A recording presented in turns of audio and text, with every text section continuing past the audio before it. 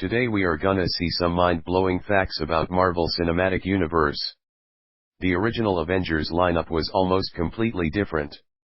Black Widow and Hawkeye were added later, and the team was initially supposed to include Ant-Man, Wasp, and the Hulk, who was replaced by Thor.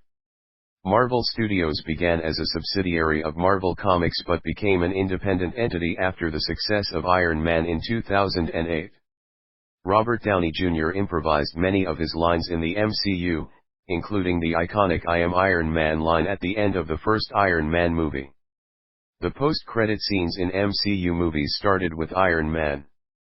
The scene featured Samuel L. Jackson as Nick Fury, hinting at the formation of the Avengers. Loki, played by Tom Hiddleston, was initially supposed to die in Thor. However, his character's popularity led to his survival and subsequent appearance in multiple films.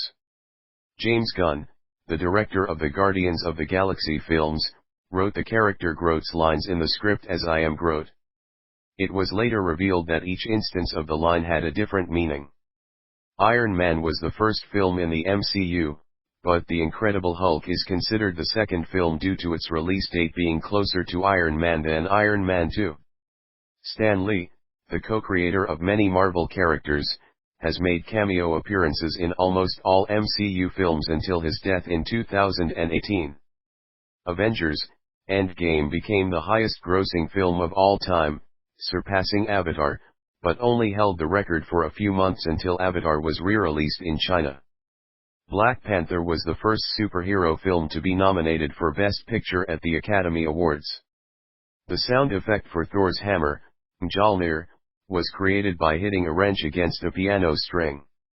Captain America: Civil War was originally planned to be titled Captain America: Serpent Society, but the title was changed to avoid giving away the plot.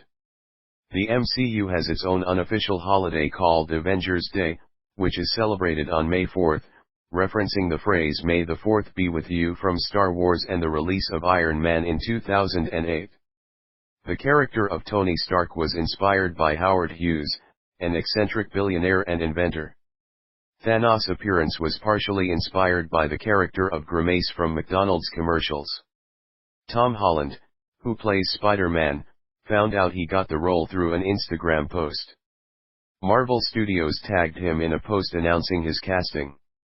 The purple gem in Loki's scepter, which is later revealed to be the Mind Stone, was a last-minute addition in the Avengers to set up the future storyline of the Infinity Stones. The Hail Hydra line spoken by Captain America in Captain America: The Winter Soldier became a popular meme and reference among fans. Jeff Goldblum, who played the Grand Master in Thor: Ragnarok, improvised many of his lines, including the iconic "It's my birthday" line. The main villain in Ant-Man, Yellow Jacket, was originally going to be the main antagonist in the Avengers before the concept was changed. The Wakandan language spoken in Black Panther was created by a South African linguist named Kola Brandon. In Avengers: Infinity War, the snap that wiped out half of all life in the universe was referred to as the decimation by the Russo brothers. Guardians of the Galaxy Volume 2 features David Hasselhoff in a cameo role, paying homage to his popularity in Germany during the 80s.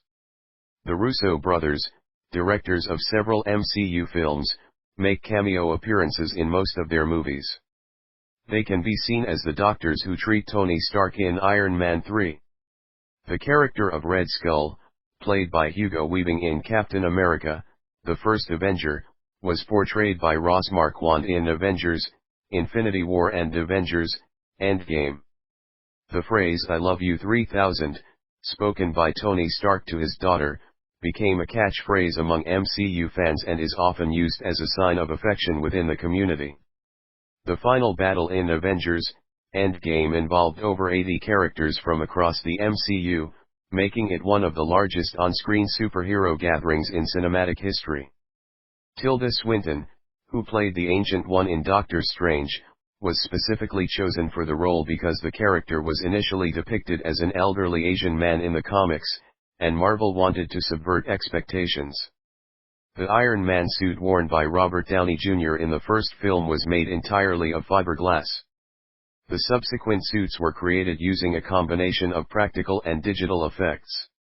The end credits of Avengers: Endgame include the sound of a hammer hitting metal, paying tribute to the origins of the MCU with Iron Man and teasing the future of the franchise.